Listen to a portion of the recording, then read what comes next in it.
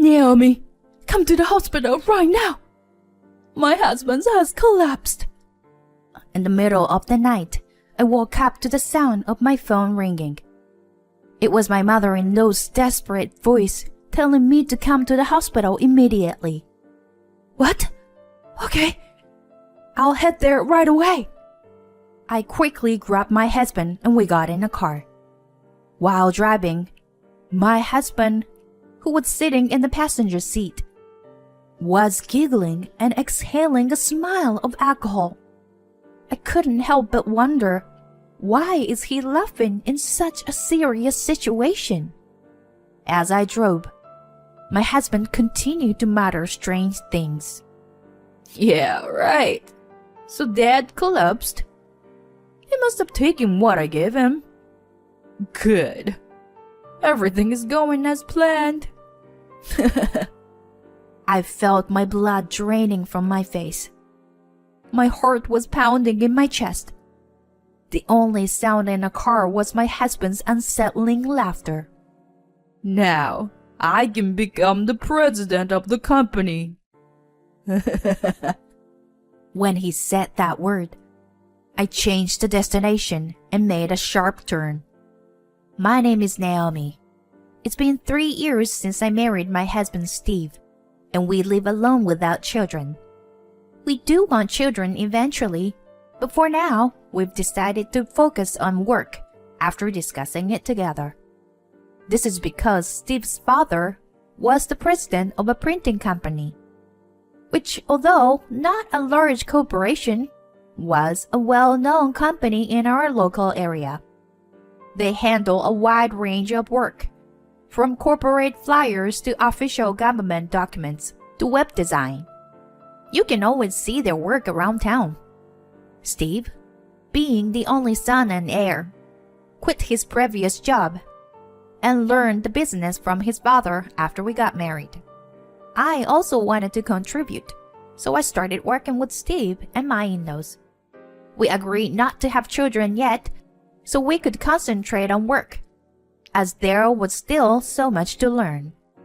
Although there were many things I didn't know as a beginner, the job was rewarding and fun every day.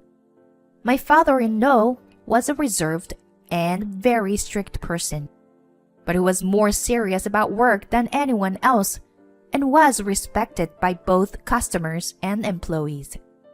In contrast, my mother-in-law was a lovely and talkative person who paid attention to every detail and was always cheerful. I admired and loved my in-laws, especially the way they got along so well with each other. It made me imagine that Steve and I could also have a great future together. At first, I thought everything would go smoothly after we got married. However, Steve's attitude towards me changed a little after we were married. Although he had suggested we share the household chores as we both worked, he began to coming home later and later, until I was the only one doing all the housework. Even if he occasionally came home early, he would just play with his phone and not do anything. He used to thank me when I made dinner before we got married, but now he hardly talks during meals. Lately, he has begun coming home late at night more often.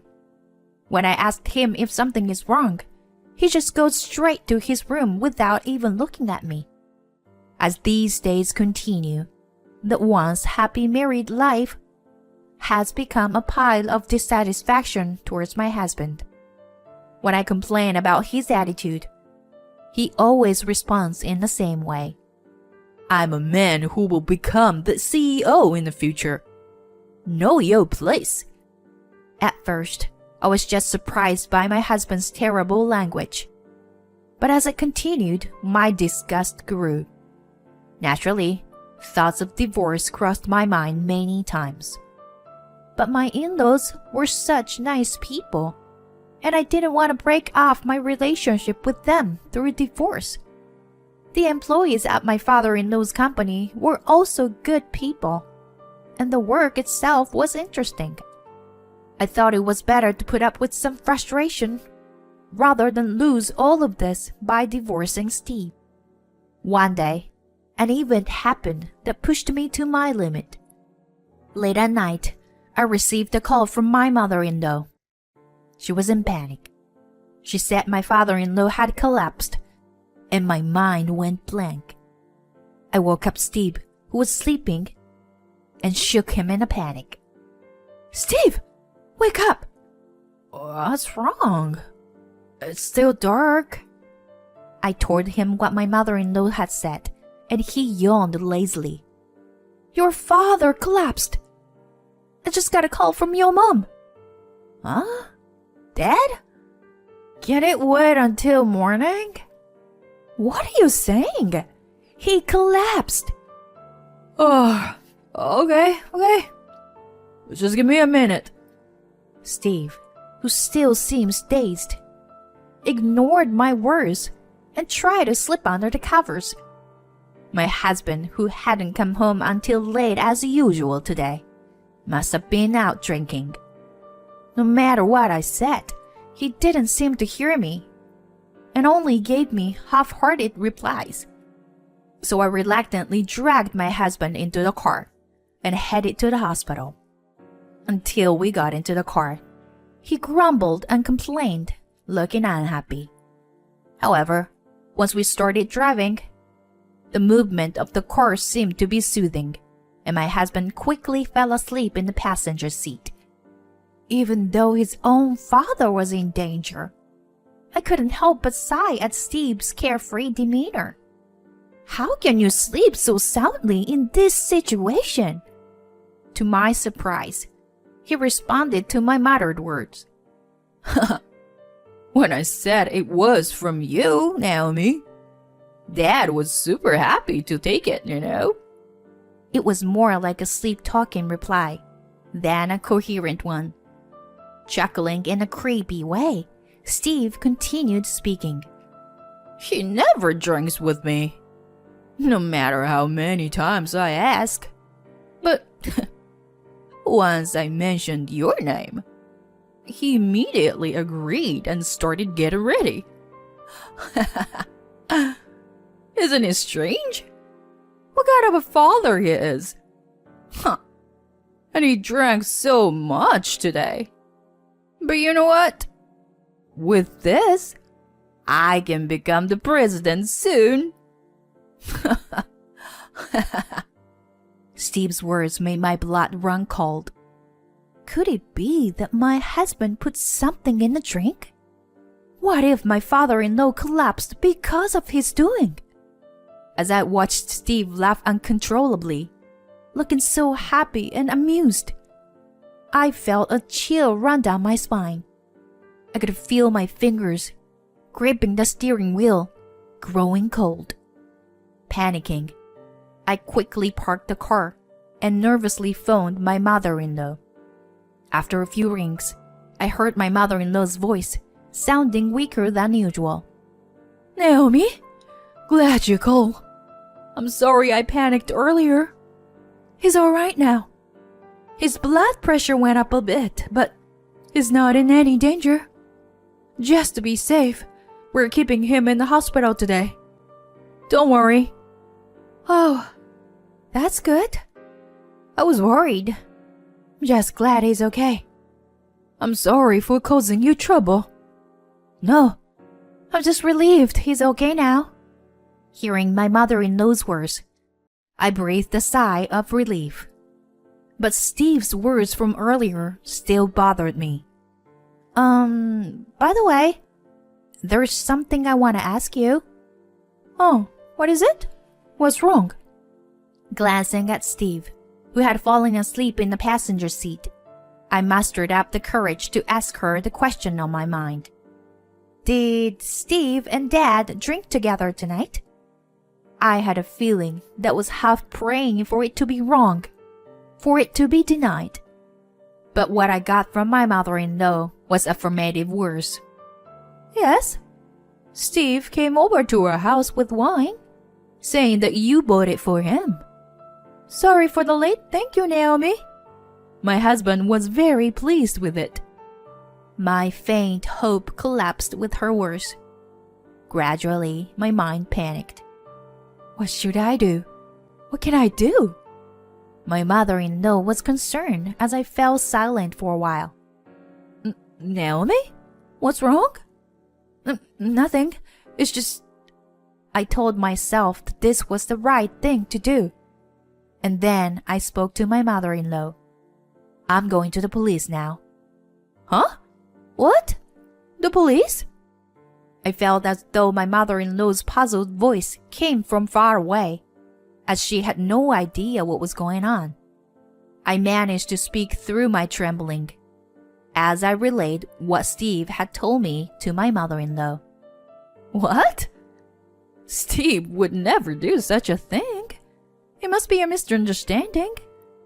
Despite my mother-in-law's laughter, I persisted and headed to the police station with Steve. It turned out to be more difficult than I thought. When Steve woke up, he seemed confused at first and was quiet. But when he realized that he had been brought to the police station, he started yelling and causing a commotion, punching and kicking walls and desks while being restrained by the police officers. Shut up! Don't touch me! I don't have any reason to be here. Let me go! Steve shouted, being drunk and out of control. Despite being restrained by the police, he kept shouting. The police officer tried to calm him down. Your wife said you gave your father something dangerous to drink. Can you please explain? Huh? What are you talking about? I didn't give him anything dangerous. The police officer then turned to me and asked me to repeat what Steve had said earlier. Yes? He said that he could become the president of the company right away because of what he gave to his father. Huh? Naomi, I just gave him a bottle of wine. My dad doesn't usually drink, so I offered him some. I just thought, it would be funny if we got a little tipsy and tripped over or something. I was taken aback by Steve's words. So, it was all just a misunderstanding on my part? The police officer was also looking at me with an incredulous expression. I felt both apologetic and embarrassed, and I shrugged my shoulders and looked down. I had dragged Steve to the police station without any evidence. I would apologize to him properly when we got back home. However, I couldn't believe what Steve said next. I thought he had actually fallen and was seriously injured as I planned, But it turned out to be just high blood pressure. What a disappointment. Damn it. Something inside me broke, and my husband began to express his true feelings about his father. His words grew louder and more forceful. He never accepts my invitation and doesn't drink the alcohol I bring. But he happily drinks the wine when I told him it was from my wife. I mean, really, how sick is that? I'm his son, And he's all gooey over his son's wife. It's so disgusting. Steve started to rampage again, screaming. He was immediately subdued by police officers. But his repeated outbursts caused the situation to become uncontrollable.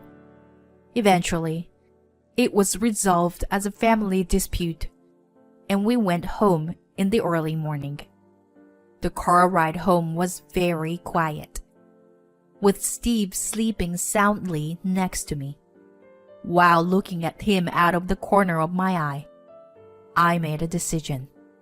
I would finally go through with the divorce that I had been thinking about, but unable to decide on until now. I believed that his behavior at the police station was his true nature all along. Living with Steve was no longer possible. We would never be the kind of couple that I had admired in my in-laws. Certainly, my father-in-law had been very good to me and had treated me with care. But that was because I was Steve's wife. I think he made an effort to make me feel at home as part of family, despite not being related by blood. He also worried that working in his company, which was in an unfamiliar industry for me, would be suffocating. Perhaps he was kind to me precisely because I was a stranger. On the other hand, my father-in-law was especially tough on Steve. My husband was originally an only child and had been raised to become the next president, being pampered by those around him. As a result, Steve was easily conceited and had a tendency to look down on others. Sometimes he would throw a tantrum like a child when things didn't go his way. My father-in-law had reportedly been particularly strict with Steve in order to raise him as the next president. Until Steve became independent, my father-in-law did not show a soft side to him, even rejecting his invitations to socialize outside of work. I had tried to provide support in my own way whenever Steve complained about his father, but it may have had the opposite effect. Steve never noticed my father-in-law's feelings, and instead, it resulted in him harboring resentment. Steve was not only unable to become independent, but also was a person who stayed out late partying and even encouraged his father to drink with the hope that he would get seriously injured. It was just sad that he had become so far removed from the kind of person his father had hoped he would be. I decided to have my father-in-law listen to the recordings I had made of Steve's conversation at the police station. My father-in-law became furious, and Steve ended up not only losing his chance to become the next president, but also losing his job at the company. Steve was essentially disowned by the family. He apologized to his father multiple times, but was not forgiving, and ultimately left the house with tears in his eyes. As for myself, Steve and I divorced, but it became a turning point in my life. I thought that I would no longer have any connection with my in-laws, but unexpectedly, I ended up inheriting the company as per my father-in-law's wish. He had started to seriously consider retirement after his recent health scare. Of course, at first, I hesitated to take on the role of president.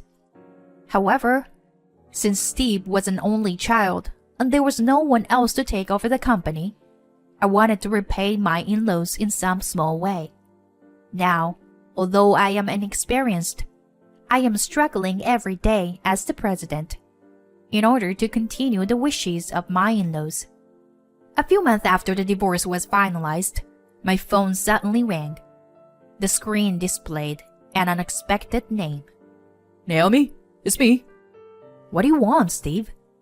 Even though it had been a long time, Steve called my name in a friendly way, which irritated me.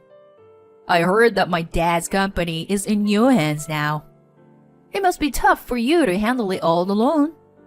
Thanks for your concern, but I'm doing just fine. Well, I know you were putting on a brave face, but it must be a heavy burden for you. I told you I'm doing just fine. Can I go? Hey, come on, Naomi. Listen, I've been thinking, why don't we give it another shot? What are you talking about? There's no way we can start over again. You are the kind of person who would hurt people for selfish desire. But I've changed now. Please, let's try again. Enough. I gotta go. Don't call me again. I hung up and immediately set my phone to block his calls. But the story didn't end there. Steve appeared at my office the next day. As I was walking from the company towards the parking lot, while chatting with a new employee after work, Steve and some other men approached us. Steve ran towards me while shouting something loudly, just like when he caused a disturbance at the police station before. It's said that when you are really scared, you can't move or speak. And that's exactly how it was for me. I was frozen with fear and could only watch as Steve approached me. When he got close, I closed my eyes tightly, thinking it was all over. But then, there was a loud noise as something fell. Are you okay? I heard a panicked voice. When I cautiously opened my eyes, the new employee was looking at me with concern. Yeah, I'm okay. Thank you. I'll call the police. Stay here. He explained the situation to the police on my behalf, as I was still in shock and couldn't do anything. Thanks to him, Steve and the other men were taken away by the police. It turns out that Steve had a grudge against me for rejecting his attempts to get back together and blocked his calls. The idea to ambush me at the company was suggested by his male acquaintances, who he met at a bar where he started hanging out until late at night during our marriage. These men also came up with the plan to get my father-in-law drunk and cause him serious injuries. Perhaps they wanted to enjoy some good times with his expense if Steve became the company president. If the new employee hadn't been there, I shudder to think what would have happened. He still worries about me and has been accompanying me to work. Although I feel a little guilty, I'm more grateful. Maybe I'll treat him to a meal as a thank you. Looking at him, who walks beside me, I picked out a delicious restaurant in my mind.